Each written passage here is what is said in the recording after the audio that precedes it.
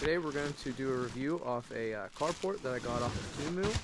The seller here was Danielle's Deals. This is a 12 by 20 foot heavy duty carport. It has 4 roll-up windows and it has 4 doorways as well, 2 smaller ones on the sides and 2 in the front. So we're going to go ahead and unbox this here and take a look at all the stuff that they sent us. We have a bunch of different elbows and pieces here that we'll get out of the box, and we'll get it started and laid out, and we'll go from there.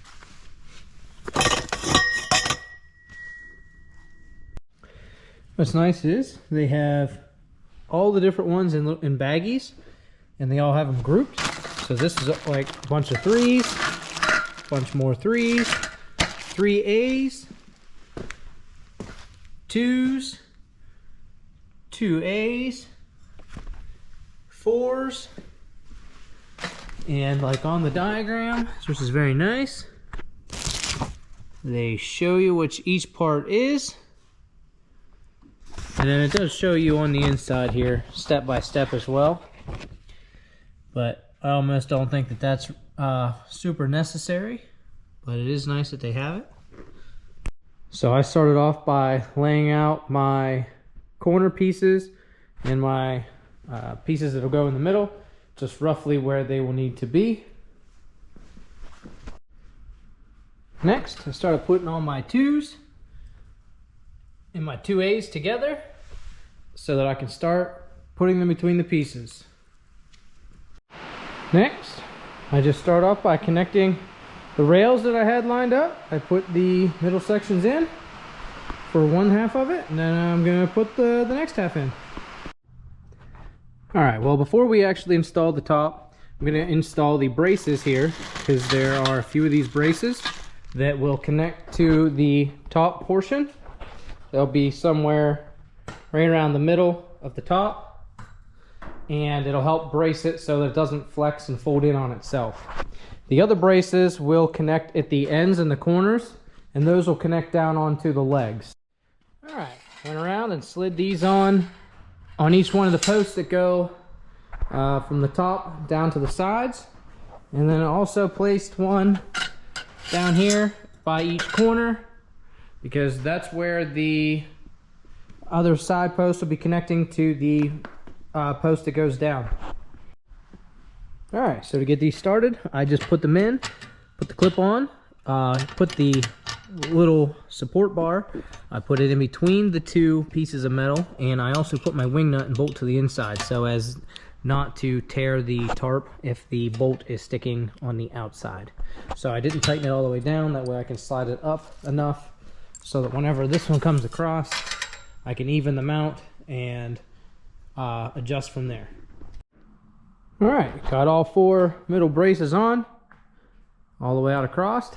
Next, now we will figure out which one of these are and put the tarp on, and I'm assuming we're going to use some of these bungee straps.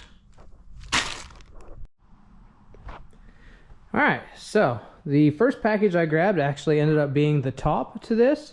So all I did was I unfolded it out in the grass a little bit, found the part that has the little flap here, so I know this is one of the corners, and made sure that it was on the inside, and started to stretch it up over top of the frame to get it into position. That's why we didn't put the legs on, that way we can maneuver it a lot easier down low. Okay, so once you have it pretty much in place, this is roughly what it'll look like. Just take your rubber end of the bungee strap, you will just put it through the hole, come out on the other side of the pipe of the frame, just like this, and then you will just loop this right up over the ball like that, and it's secured in place. And then if you want to rotate that in so that the ball sort of sits close to that, then that'll pinch down on it and it'll definitely make sure it's nice and secure. You'll repeat that. I'm going to do the middles and then work my way down one of the sides. All right, after getting the other first couple done on the other side, I'm gonna go ahead and do these ones just so that way I know make sure it's centered up, and then I'll work my way down the sides on these ones as well.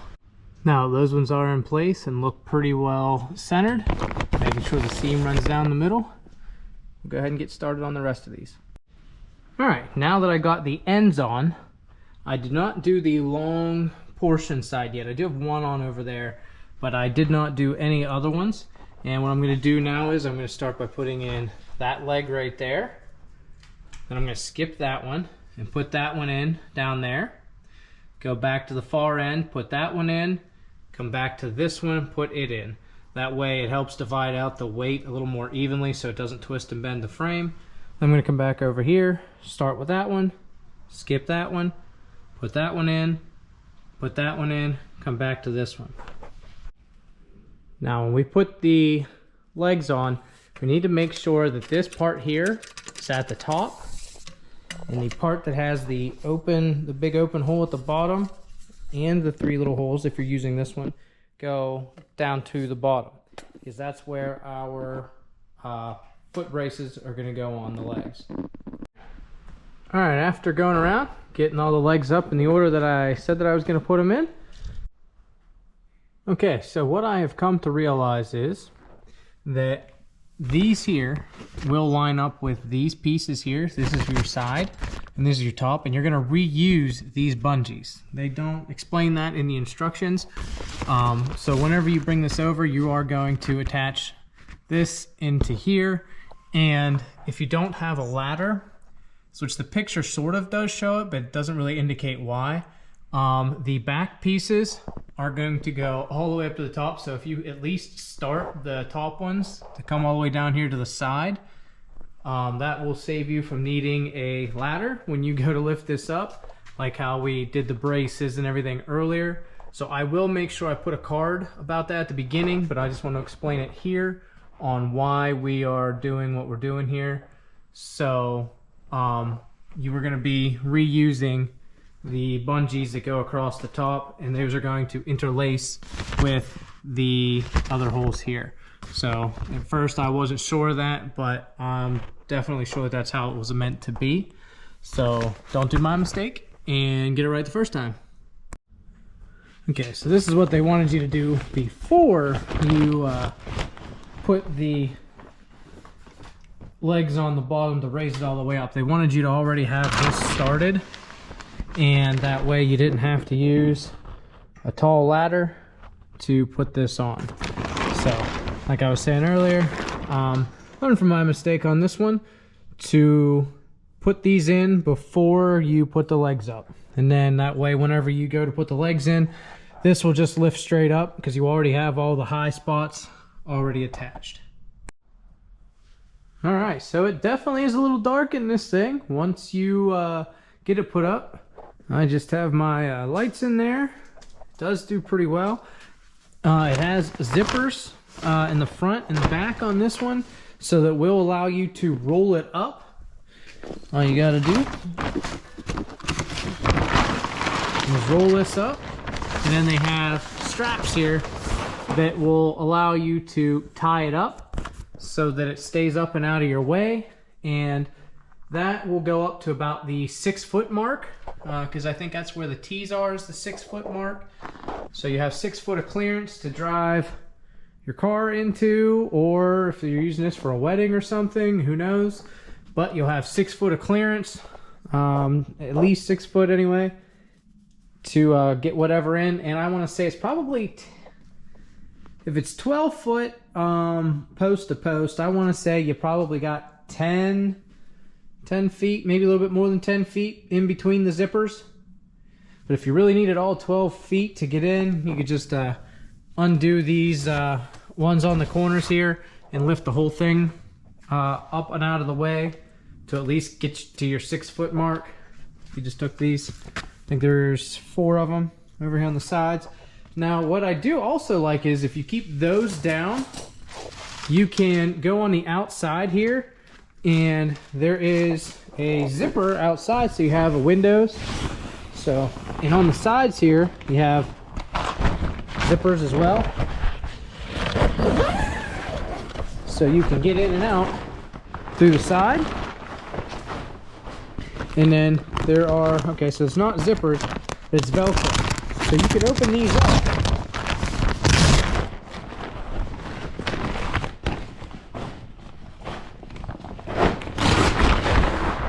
Open these up, and there are straps up here that you can roll these up and get your lighting from the outside. Enjoy a nice breeze, and it'll still keep the bugs out. And in this particular model, they do leave slack at the bottom so that you can put some sandbags or whatever down along the bottom. I mean, I want to say you probably got about 6 to 8 inches, something like that, to put down here along the edges. Now me, I have mine inside, and you might be wondering, why would you put a carport inside a shed? Makes no sense. Well, for me, this thing is not anywhere near airtight, and I won't be really working in the whole space. So for me, if I put the carport up, I can just put one heater inside of here, and I'll be able to work on my car throughout the winter, because I am in PA, so it does get pretty cold here. So with these doors, you get drafts and everything else, and you can see outside you can see daylight whenever it's daylight out through the cracks. So the heat escapes really quickly, and it would be a real waste to try to put a big oil furnace or something in here. So I figured I would get a carport, put it in here, and at least I only have this amount of space to have to heat. So I did get a space heater, and I did a review on one of those that is also already on YouTube if you want to check that out. I am going to put it in here and see how well it does overall. So yeah, so if you found this video helpful and maybe making a choice of whether or not you like this particular carport or not, please hit the thumbs up and consider subscribing.